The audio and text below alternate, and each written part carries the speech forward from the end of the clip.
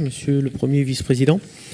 La remarque que je vais faire, c'est que ça concerne les dossiers de 2 à 15. Les projets présentés aujourd'hui au nombre de 12 se montent à une somme totale de 14 560 483. 2 dossiers concernent des prolongations de délai d'exécution. Ils donneront droit à un montant de subvention global de 6 943 628. C'est la synthèse. La spécificité des 3 projets concernant la création ou la réfection de terrains de football synthétique fait l'objet d'une intervention de Germain Colombet qui va suivre. Ceci posé, nous aimerions connaître le niveau de consommation du fonds initialement et le reste à consommer. J'étais intervenu au lancement du plan de relance pour regretter qu'il n'y ait aucune condition de nature environnementale mise à son attribution. Beaucoup de maires, justement, font très attention, mais ce serait bien de le mettre en valeur.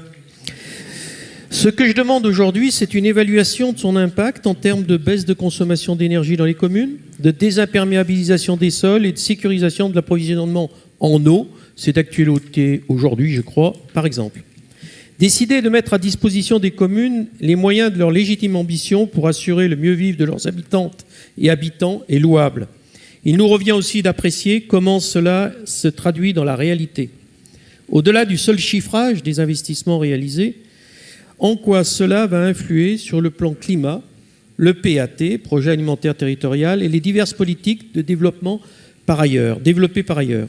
La mise en place d'un budget vert que j'ai évoqué ici serait une excellente opportunité. Il permettrait de prendre des décisions en intégrant les dimensions environnementales et sociales au même titre que la seule dimension financière.